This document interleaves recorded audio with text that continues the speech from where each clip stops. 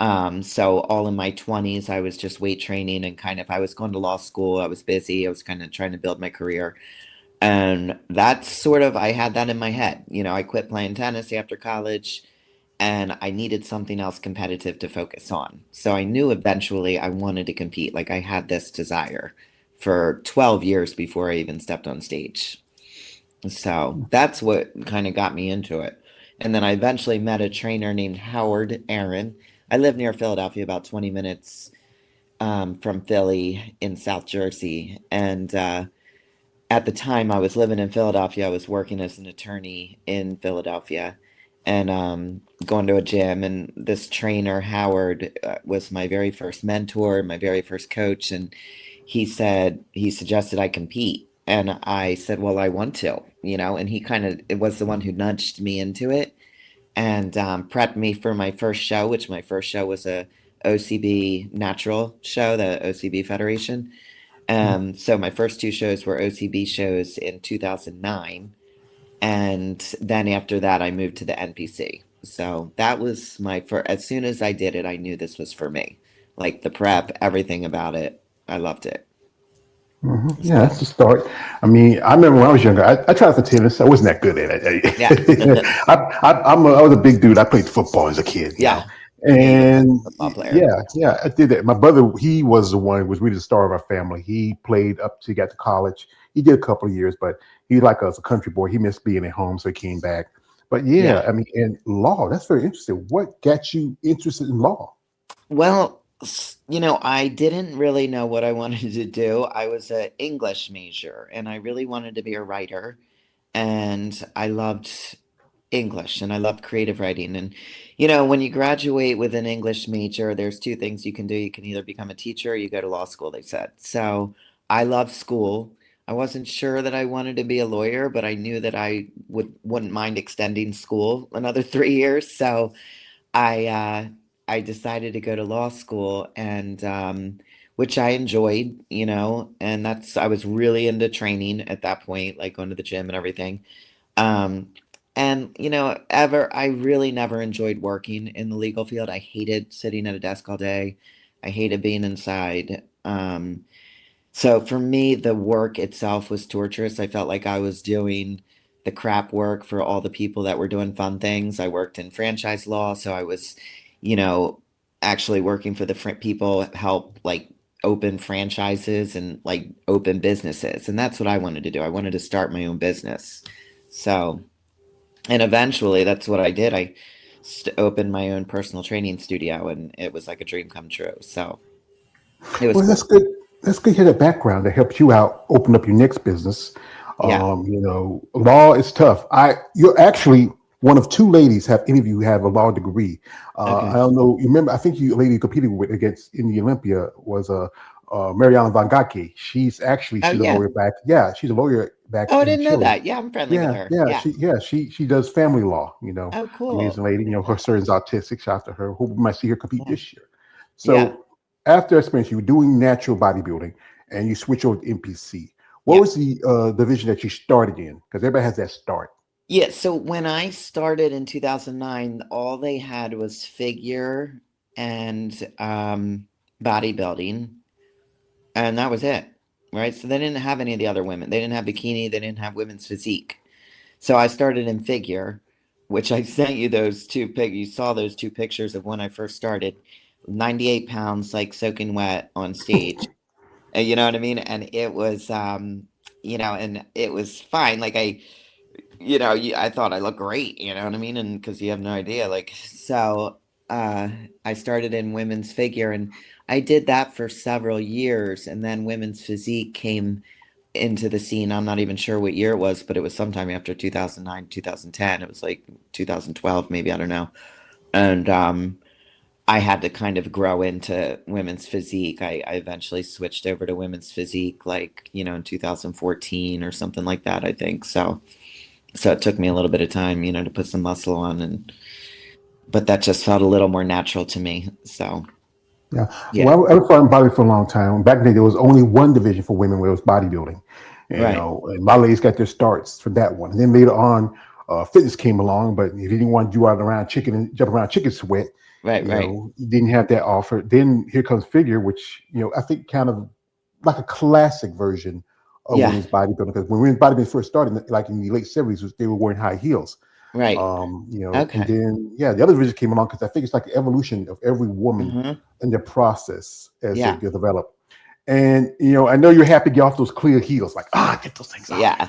Yeah. That was not, I'm not a high heel person at all. So that was tough. So I was pretty happy to switch over to women's physique, and the reason I did, my very first coach was, uh, Kimoto, and I used him for the first year or two in my figure category. And then I moved over because I'm over here on the East Coast. I moved and Fakri Mubarak was my coach for several years. And he's really the one who transformed my physique. I really got into putting muscle on um, and with him that's when I switched over to physique from figure. So that was pretty cool. I learned a lot from him initially. So that was kind of my transition. Yeah. That's good. It's like an evolution of every athlete. I got here, excuse me, I can put my old man glasses on and get a little. So I got Yeah. here a guest here. We got here is, I think is Matella Vecchi Bodybuilding. It says Ann Gruber is cool. Yeah, shout out to Yeah. you. I Thank follow you. Mattia. Yeah. Yeah, yeah, Italy. Italy. Yeah. It's Yeah, from Italy.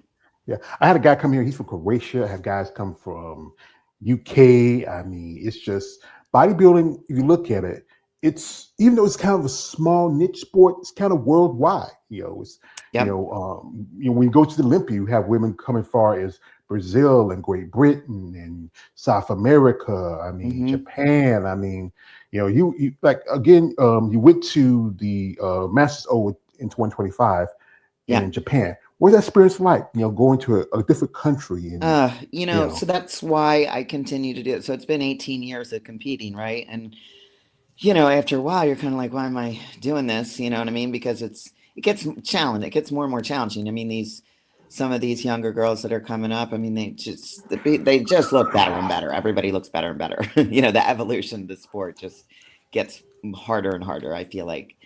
Um, and I wouldn't say I'm genetically blessed with all of the characteristics I need to be super successful. So it's constantly like build your back, build your legs to try to make that waist narrow. I just don't have. So it's been hard, but what I love the most about the sport is the places it's given me the opportunity to go that I never would have gone. Like I never had Tokyo on my bucket list of places to visit, and I didn't want to pass up this opportunity to compete at Masters Olympia. And I went, and it was probably one of the best experiences of my life. I'm so happy I got to experience that country, and it was just an unbelievable place to be. Just such a learning experience about their culture and the food, like you said, was unbelievable. And um, so I had a great time, and that's something I never would have done if I wasn't competing in bodybuilding.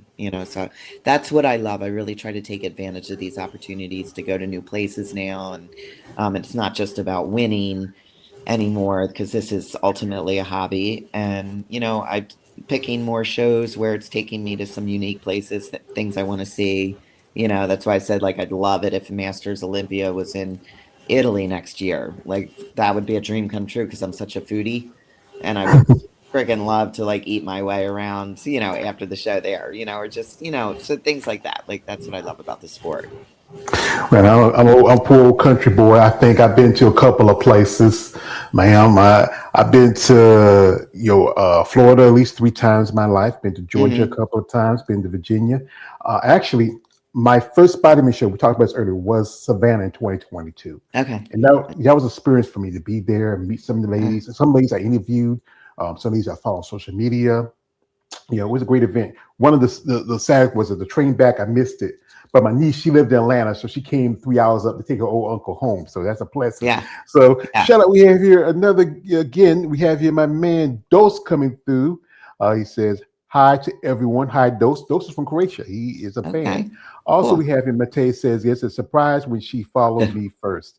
Wow, Yeah. yeah, that's the thing. I enjoy when sometimes ladies, y'all ladies follow me. I think it's like, she's following me. Yeah. That's so exciting. I mean, I feel like Because Yeah. I'm a fan, and I have to admit my crime here when I'm sitting here talking to you. I am a muscle person. I just love y'all ladies. Y'all just y'all bring out another part of me. The other guy, Mm. he's just find y'all ladies very intoxicating and exciting. Yeah. I try to keep him on the wraps, but sometimes he pops out there, and I do. So you turned pro in 2016. What was that feeling like for you? That first time when they say after a long time competing, and Yeah. then finally getting that Yep. pro card. Yeah. I mean, yeah, it's been 8 years competing as in the NPC and just finally getting that pro card. It was I got it the year that year I said to myself, you know what? I'm going to set aside my thoughts about this pro card because it had been too much of a focus. And I thought, I may never get it. But if I don't ever get it, I don't care. I love competing so much. I love the process. I would be doing this whether I have a pro card or not. And that was the first year where I wasn't worried about the pro card. I had no stress. I went into it without any pressure. I was competing in women's physique, and it all just kind of fell together. I had won the overall at the South Jersey Championships that year. Then I went right to Team Universe, it was called then, and I got my pro card finally, and it was like it felt amazing. And like honestly, I knew I was going to continue because you see a lot of these people get their pro cards and then they don't compete at the pro level. But I just love competing so much. I was like, oh, this is going to be I'm going to have to start at the bottom again. I know I'm going to be like the worst, and I have to work my way up. But I didn't care. I love that. I love that challenge, something else to build up towards. So, and your show experience is so much more enjoyable. I feel like at the pro level, there's less girls backstage. You're kind of taken care of a little better. The check-in process is easier. Things just run a little smoother. Um, and so my shows just became a lot more enjoyable and less stressful too. So I kind of loved switching over to the pro level. Yeah. I think like especially when you come from the NPC up to the IFB, it's like you have to start all over again. That's Yeah. and that experience of I know ladies who have competed for a long time as an amateur and then finally get that pro card, and we also see ladies who maybe just a couple of years in the as an amateur and then boom. Sometimes you have some phenoms every now and then. Yeah. It's a process, and I think that's one thing people need to understand that it's a process of developing and growing Hmm. and also everything involved with like consistency and Yeah. determination and persistence and patience because it's not for anybody who doesn't have that the patience. Right. Mhm. Exactly. Yeah. Yeah, it's taken years, you know what I mean? Years to put on muscle. And I feel like some people think I see these people nowadays, they come in, they start competing and they're like road to pro in their first year as an amateur. And I'm like, oh my God, like took me 8 years. Like that's, it could take you 8 years, and they just kind of stop after they don't get their pro card in 2 years, thinking it should happen overnight. And I've just never had that attitude, you know what I mean? Like I'm always been extremely consistent with things, and I would say the discipline, and I just love the process, I'm not so focused on the result as I am the process. So yeah. We have a comment from my man Dose that says, uh, especially to Ann, to Pretty Ann, he's a fan. Thank you. Also, he says this, shout out to Dose, give me a second. My cute's that's kind of funny. Mm. He says this, he says, can she pose a little bit, please? No, she's not. She's sitting here and she's with me. You should ask. Also, he also says this, says, how many times and doing shows a year? So I know last year you only did the Yeah. Masters Olympia. What Yeah. was Yeah, because you usually that's might do two shows or more, especially yeah. I do. I usually do a couple shows. And yeah, last year I just did Masters Olympia, which I wish I hadn't. I wish I had done more because, my last two shows were Olympia and then Masters Olympia. And they were kind of like esteem crushers for me. You know, you're competing with the best in the world. But the problem is, when you're preparing for a show, it doesn't really feel like that anymore. It just feels like another show. And, I didn't really do well. I didn't do well in Olympia. I ended up being like second to last place. And then Masters Olympia, I came in around like 15th or 16th out of however many, 22 or something. and it was just it felt bad for some reason. I didn't feel good about myself. And people remind me all the time, well, you were, so blessed to be there. Like it's a big deal to be there. And yes, I agree. But at the end of the day, it still kind of is a little bit crushing. You know what I mean? It still kind of makes you feel a little bit bad. So I wish I had done like a normal regional show to kind of give me a little bit of confidence. You know what I mean? Even just getting the first call out of the show or whatever. Um, and I didn't do that last year, which was fine. I just wanted to put all my focus into Masters Olympia. And then after Masters Olympia, I said to myself, you know what? I wasn't even sure if I wanted to compete anymore because I kind of felt like I couldn't compete with these women's physique girls. I just was like, I'm not getting better. I'm doing worse. And I needed to kind of rethink what I was doing. Um, and I'll tell you, just to kind of go back why I ended up trying out bodybuilding, when I did Triple Dynasties, Sandy Williamson was the head judge. And, I won that show, but she came up to me after the show and we chatted. And her first, criticism was my waist, which it's always been a problem. I just am wide waisted. It's just my genetics. You know what I mean? So I'm constantly building my back, building my legs, building my back. I crush it. And it's just very hard. It's been extremely taken a lot of time, to try to make that waistline look smaller. But it's still, apparent on stage. When I stand in that front, relaxed in my front double by, those are weak shots for me. And I feel like women's physique, that's the focus, that first look, when you come out. So she said to me, I think you should switch to women's bodybuilding. I think you would do really well in that category. And I was surprised. I was like, oh, I'm so small. She was like, structurally, you're going to fit better in the category. So I let it mull over my head, you know what I mean? And I decided I would go ahead and do Masters Olympia in the women's physique, which I had qualified for women's physique and Masters Olympia. And then I kind of after I got over feeling bad for myself after Masters Olympia, um I noticed the Puerto Rico show was put on the schedule, back on the schedule. It'd been a couple years and it had always been my favorite show. I would do it every year. I loved it because it's like a vacation. It's so well run. Tim Gardner does an amazing job and it's just fun and relaxing. And I saw they had all these masters categories, women's bodybuilding, women's physique. And I was like, you know what, this is my opportunity. I'm going to do masters. I'm 48 years old. Um, and I'm going to jump into bodybuilding and I'll do both women's physique and see how it goes. I got nothing to lose and this is fun. This is supposed to be fun. And so that's what I did. And that's why. So now I would like, do normally do two shows a year, but that's kind of why last year I just focused on the one since it was a big show. It's a big expense going to Tokyo and everything. So, but Yeah, yeah. because that's the thing about bodybuilding. It's not like if you look at mainstream sports where you can make a living off of, you Hmm. can get endorsements and like that. Bodybuilding is basically it's mostly it's mostly a hobby sport. Some people look Yeah. at it. You're putting more money in it and get less back, unless you're the Right. handful of people like who are the top 2-3% of the sport. You look at the top Olympians, like you just had the Arnold Schwarzenegger shows back to back, and Hmm. Andrew Jack wins like $1 million. Right. Um, One gentleman who I got to meet when I was at Tampa last year, Derek Lundford, who's right now sitting on top of Miss Olympia, he gets like nearly almost over a quarter of $500,000. And Hmm.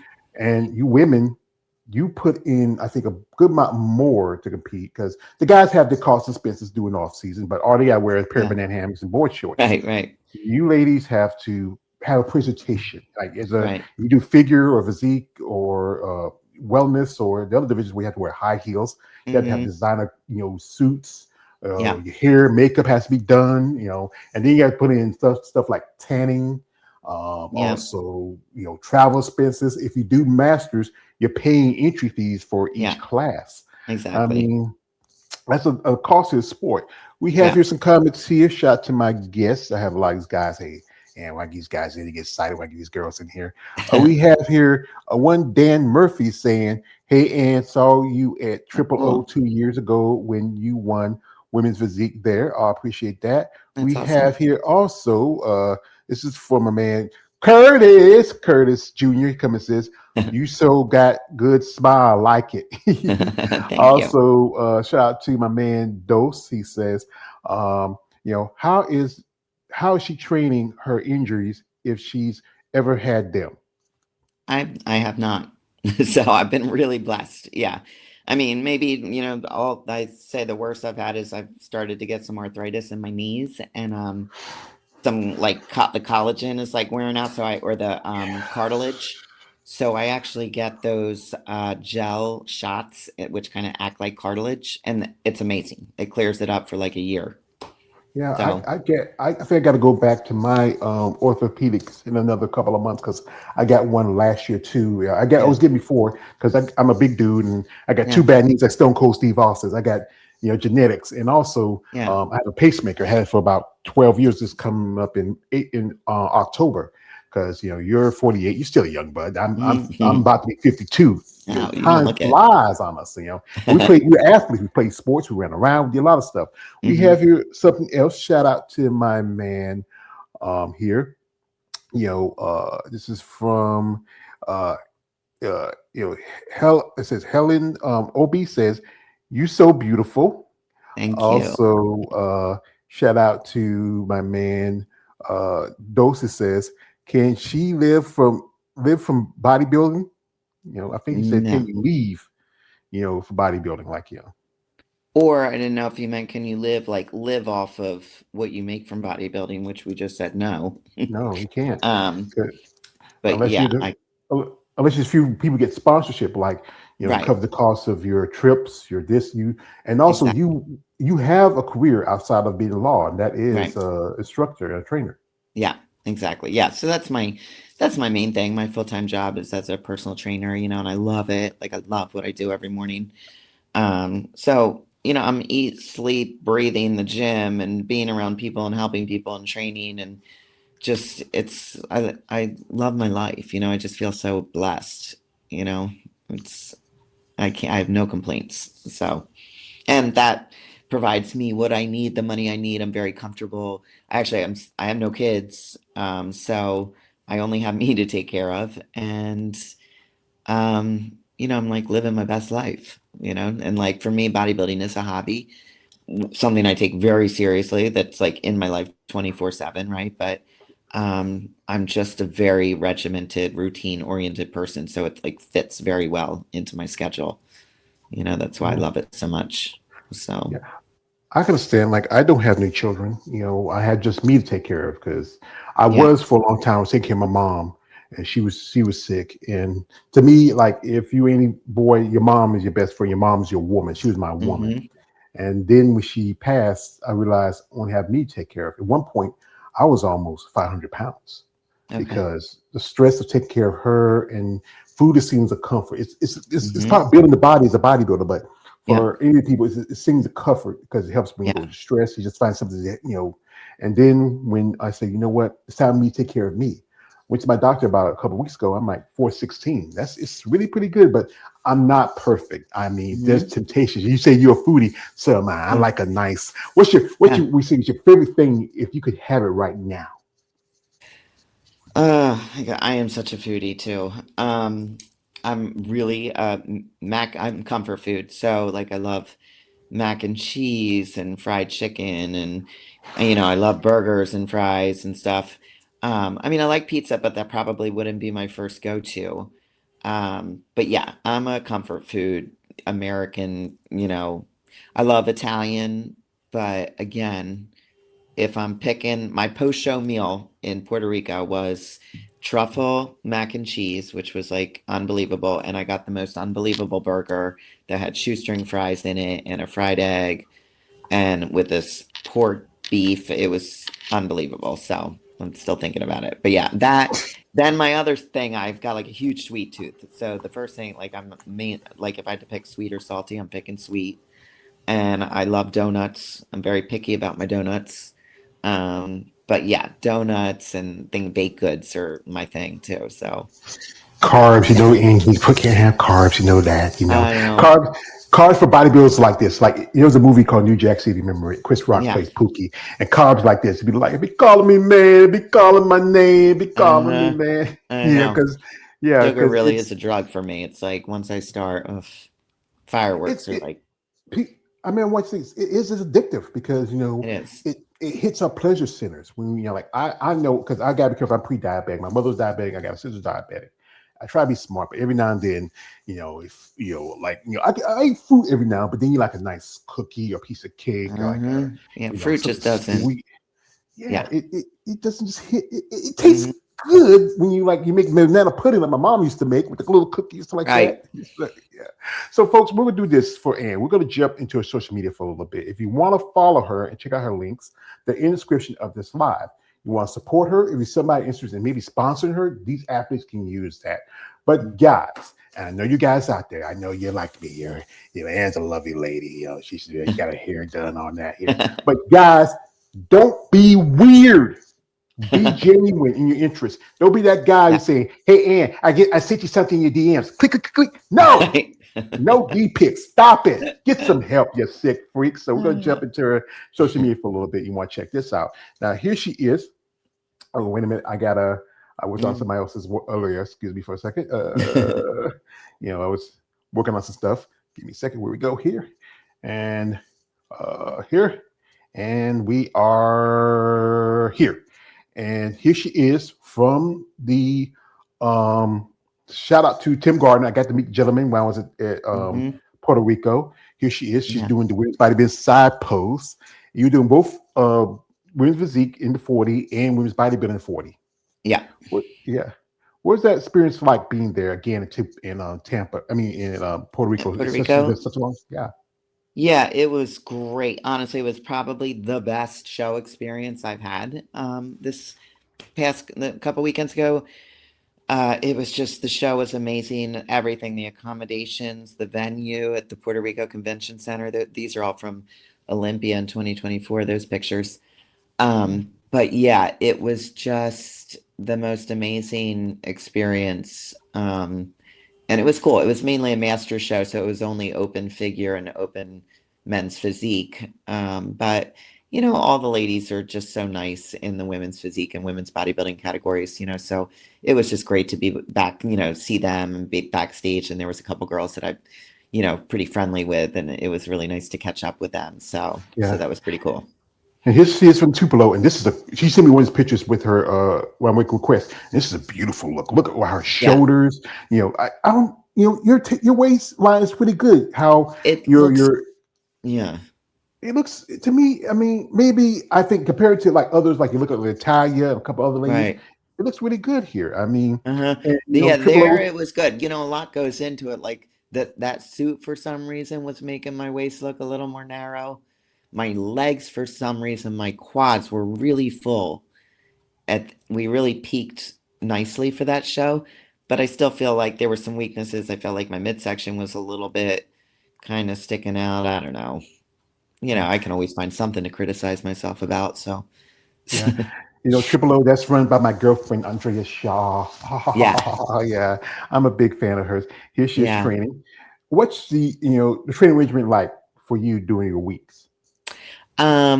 So I train once a week with my coach who you see there, Fred Smalls.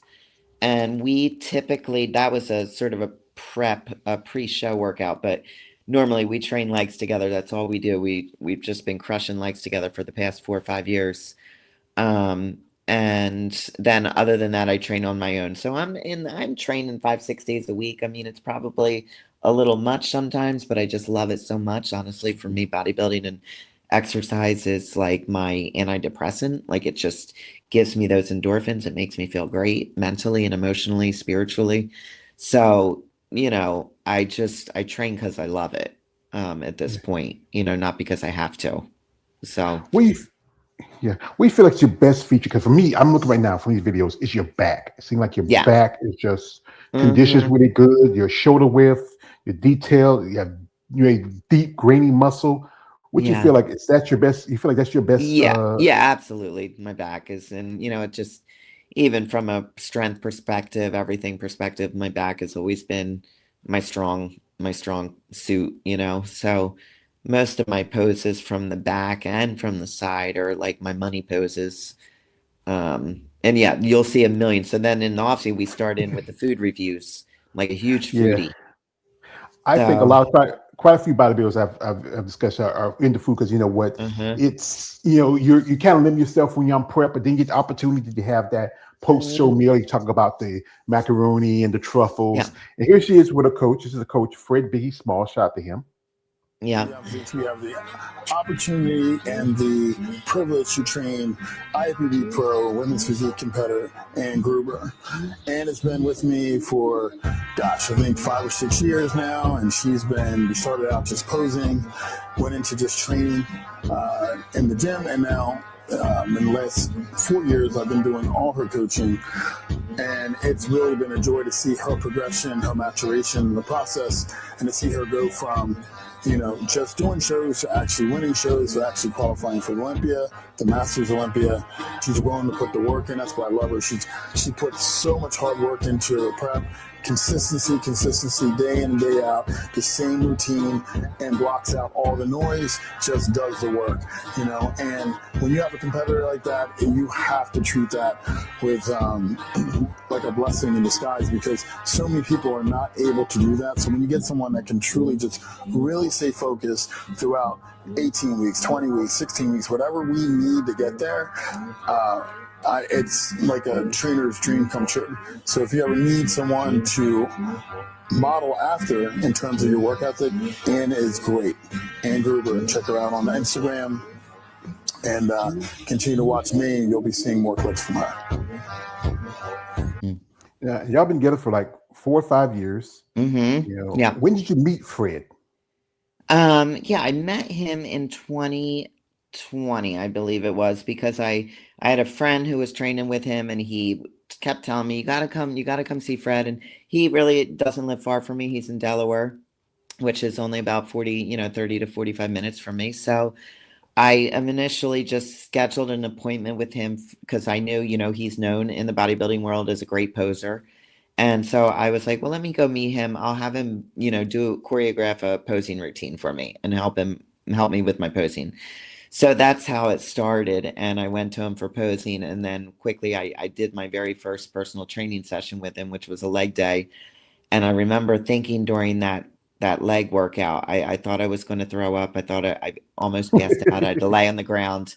And I said, I can't do this. I'm never coming back, is what I said to myself in my head. And then we went to his office afterward, and he said to me, as if he could read my mind, most people are not willing to get uncomfortable to make the changes they need to make to compete at this level. And you're going to have to get really, really uncomfortable if you want to be successful at this point. And I was like, ah, shit. Now I'm stuck. Like, I gotta keep going to this guy, because if I don't, I just knew this is what I had to do. So after that first workout with him, I don't think I've missed a week. It's been 5, 6 years, and I've never, I've seen him every week since then. So we really have clicked, and we've done a lot of shows together at this point, and we've just fallen into a great rhythm. And he knows myself mentally, and he knows me physically. He knows everything about me so well. And I feel like with a coach, it's so important. It can't just be, I love having that sort of face-to-face contact with somebody. And also he knows so much what's going on in my life, because, it's so mental, contest preps. You need that motivation sometimes. And sometimes it's not just about giving somebody a diet and saying, follow this, and it being that easy. Like, you have to mentally be in the right place. So Mm. that's for him. He always knows kind of where I'm at, what he needs. If I'm needing a cheat meal, he knows when he has to give me a little bit of a refeed. You know what I mean? So to keep me going, and we just kind of have really fallen into a great rhythm. It's been like seamless. So this last prep was it was a piece of cake almost. You know what I mean? I can get ready in 10, 12 weeks at this point, and be ready to go. So, because he's just learned my body and my mind so well. So Mm-hmm. that's Speaking why I of just sport, never understand people who kind of coach hop. Unless, of course you haven't found the right one, but I just love, took us a couple years to get there, to get to that point. The first year wasn't the best year. But then after that, it's gotten better and better, so, because I had to learn to trust him and he, had to learn about me. So it's a process. Yeah, that's what I think people need to learn about bodybuilding. It is a process, Hmm. understanding the nuances, the growth development, Yep. especially when you compare it to men and women. Because men and women, I say this, we're the same race, but we're different species. Hmm. Men can put on muscle a lot faster because we have natural testosterone. Women, Yeah. y'all don't. And then that's one thing people talk about bodybuilding because you take steroids, you get all big and ripped and huge and yada yada. But again, that's only the small factor of the process. If Yeah. you don't stay consistent, Yeah. persistent, determined, disciplined. Again, there's days like you don't want to go to the gym, but you still go because you want to grow and develop. Yeah. And I think that's one thing people need to understand about this. We have here a comment from Mate. He says this. Shout out to him. He says, physique and bodybuilding require different posing styles. One more fluid, one more powerful. How are you adapting your stage presence to fit the women's bodybuilding power aesthetic? Yeah. I mean, that's a great, great point. And I noticed that immediately, when I first started practicing my women's bodybuilding poses, I was like, God, this feels like a lot more powerful. You know what I mean? It feels a lot different. And for me, it felt really good because I have always been extremely insecure of my waistline. I've just felt like I don't have great flow. You know what I mean? I don't think and I mean, there still needs to be great flow in women's bodybuilding, don't get me wrong, but I think women's bodybuilders tend to have thicker waistlines just because they're lifting heavier, you know what I mean? And you're building up your core a little bit more. Um, I've noticed that in women's physique, the judges will pick a softer girl with better shape over a harder girl who doesn't have that waistline. You know what I mean? And that has not served me well. Like I've never turned around and I can turn around and win a back shot, by a million miles, but it'll never win me a show from behind ever. And when they say shows are won from the back, that is not true in women's physique. But what I liked about women's bodybuilding was I felt really comfortable with those closed fists. I felt a little more powerful. I felt, I liked some of the poses that were assets for me, like that side chest pose. My hamstrings, I have a nice hamstring drop, and I'm able to show that off more in the women's bodybuilding poses. My back, my rear lat spread is a positive, which I can't do with women's physique. So I'm able to spend a little bit more time in poses that are more powerful and probably better for me. And I'm getting judged on them and scored, which I love, So it's nice to know that every pose I do now is getting a score as opposed to just, looking at my shape and physique and kind of determining where I fall in the lineup, So I could potentially lose, my front double by, but still win, because I win all the other poses, which is encouraging for me. Yeah, So, because I know you were at Triple O that first year. That was when Teresa Vasic won. Teresa has a great mm, back, probably one of the best backs in the sport. hmm. And then how it said go, the divisions are really evolving. Like I just picture a while back, and I don't know if you mind this one. I took the same weekend you doing you did Triple O also. Tessa Mess, she was doing figure in my backyard here in North Carolina in Charlotte, Okay. and yeah, and I took this and if you look at this, even though you're two different divisions, the aesthetics is almost somewhat similar. I Yeah. mean, now you're doing women's bodybuilding, but you're doing the kind of the front lap pose. She's Hmm. doing it in women's physique, and that's the thing is we're seeing competitors, the crossover. When you, as an amateur, you can cross over, and the only time you can cross over as a pro is when you're doing masters. You think that the criteria is really in each division is not being followed to a point where you separate women's physique to women's bodybuilding. We've seen girls who are looking like they could do women's bodybuilding. We've seen girls in figure who look like can do women's physique. Yeah. I know it's a little bit baffling to me because I see a lot of women's physique girls who easily could jump into bodybuilding. I mean, For the most part, not at Olympia level, but at a lot of the regional shows, you're seeing women's physique girls that are much, much more conditioned than the bodybuilding category. You know what I mean? And I mean that's just the way they show up. You know what I mean? It's not that they're judging them, but I do feel like sometimes the conditioning is a huge, huge factor in women's physique. Um, More so than I guess I expected it to be, which I don't mind. I love, like, I'm all about conditioning, and that's an area that's strong for me, and that's what another reason why I kind of switched to bodybuilding because I'm like, okay, I know I can bring the conditioning, you know what I mean? But sometimes I do get a little bit confused because I'll see some women's physique girls who are like 5 times my size, and I'm like, well, these girls are seemingly as big as some of the bodybuilders, and I'm just not sure the distinction. But um, you know, I but they look great in women's physique too. So I don't know. I don't know what they're always looking for. But I did feel like that's why I wanted to do both. And I said I was thinking about doing masters world championships in Pittsburgh because Sandy usually judges that, and it would be cool to kind of get the feedback, like, well, where do you see me? Bodybuilding or physique? Where am I fitting in better?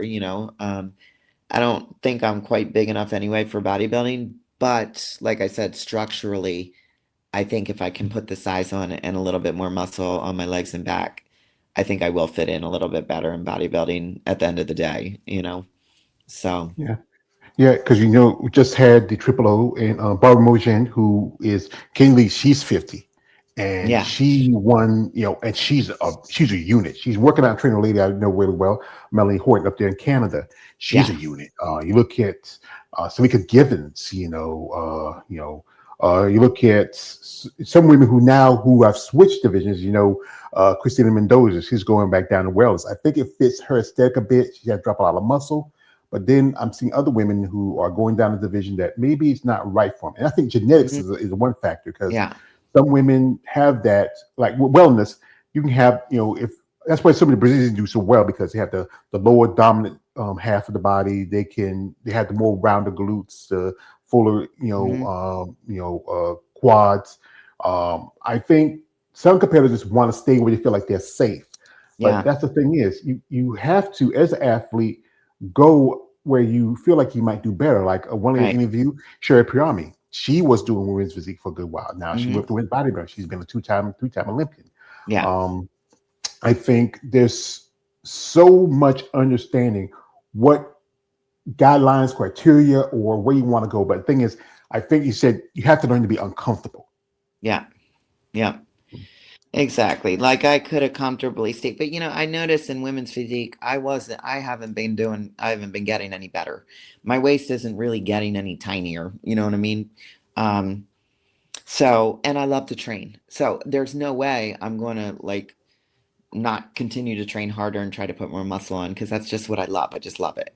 So for me, it was just a fun challenge, and I get it when people are like, oh, she's not big enough for bodybuilding, whatever. I get that, you know what I mean? But this is fun for me. This is a fun hobby. I'm 48 years old and, who knows how much longer I'm going to do this. And I was like, like what's wrong with giving it, supporting women's bodybuilding, which is a big thing this year. You know what I mean? Is trying to get more women's bodybuilders to compete and stuff like that. And, I don't think there was anything harmful about, giving it a whirl, and supporting and being able to, enter these master shows, and I mean, it worked out, because the girl I competed against in Puerto Rico, she's a great bodybuilder. She's a great competitor. And I felt really grateful to be on stage with her, you know what I mean? And to win that show. So um it just gave me a little bit of confidence to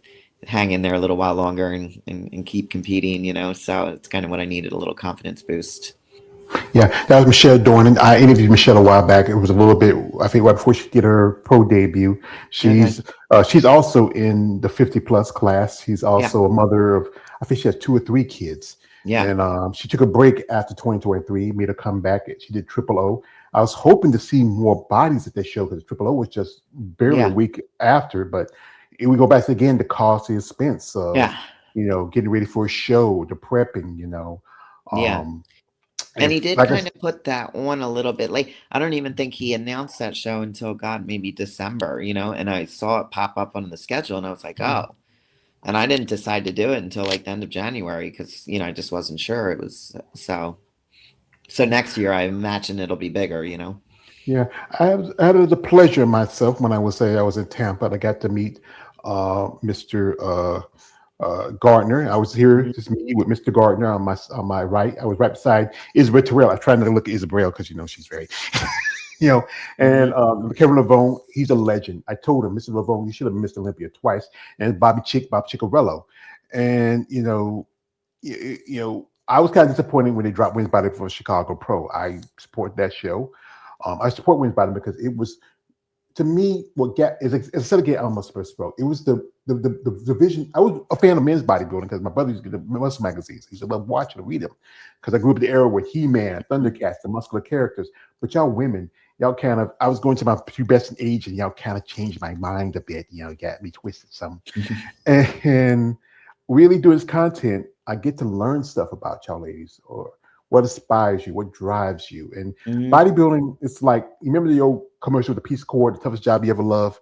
Yeah. That's what bodybuilding is for a lot of you ladies. I mean, they Yeah. tell me, say, I don't do it for the money, I do it because I love it. But then you have some others that feel like, well, this is going to be a career change for me. Or like you said earlier, how some get that pro card and they Mhm. don't do nothing afterwards. 'Cause I think they want that pro card as a status symbol Right. because use it as for their social media or whatever else. Because they Exactly. they had a new rule they put in last year where if you're not active pro, you have to pay the entry fees for to Right. keep your pro status up, and if you got 3-year ban or something like that, Yeah. it's a lot. Yeah.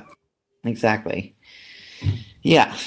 Yeah. So, yeah, I mean, for me at this point, it is a hobby. And obviously, it's a hobby that takes up a lot of my time and I love it, and I think about it all the time. But it's what gets me excited out of bed in the morning. And I love that whole process. I love the whole process. It takes me to new places. I just feel so blessed to be able to do this. I mean, who can say I'm the oldest I've ever been, and I'm in the best shape that I've ever been? Like who can say that, right? Like I can say that, which is pretty cool. So, Yeah, kind of like yeah. my favorite movie, Tombstone, with Doc Holliday says, "Me retired, I'm in my prime." So we Right. got here. Shout out to my man No Dose. He says this.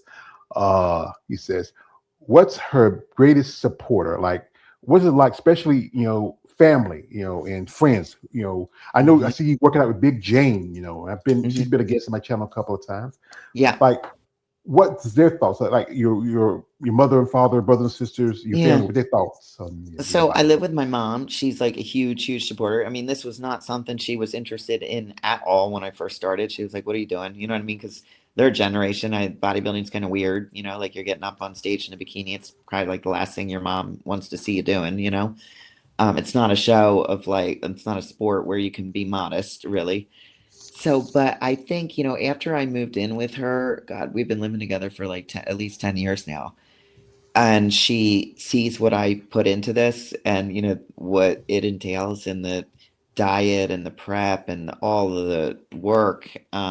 She has a huge appreciation for it, and she is a huge supporter. My sister lives next door to me with my nephew, and they're huge supporters. And then I have a small circle of like really, really close friends, really best friends that are just would be there. They come to my shows like Puerto Rico, one of my best friends, Jamie, came to my show and she's been to a million of my shows.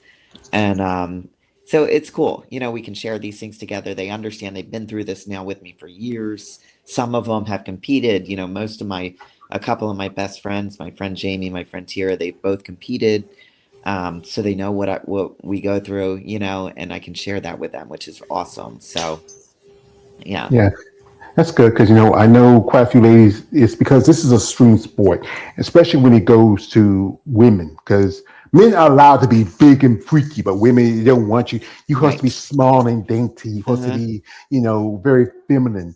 But this is a sport about you, not about them. And if they Right. put their feelings in it, that's a problem. I know, like your mom, she's been to your shows before, right? Yeah. And Yeah. she's there, she's clapping for a baby, she's cheering Yeah. for you, and she's excited, and then you got some freak that say, "That's your daughter? Yeah, I wouldn't mind having her." Say, "Hey, you sick freak," but Exactly. yeah, Exactly. Yeah. Yeah. yeah, Yeah, it's true. That's why, it's not the best scene, and she doesn't go to a lot of the shows, but she had set her alarm for Tokyo at midnight because it was midnight here when I was going on stage, and she had her alarm set, she had her live stream ready to go. She has never missed a live stream, and she was sitting in her bed at midnight watching my show for 3 hours, you know what I mean? So it's like it's really cool. So I yeah. love that. A mama, I miss my mother. We lived together for most of my life. I Yeah.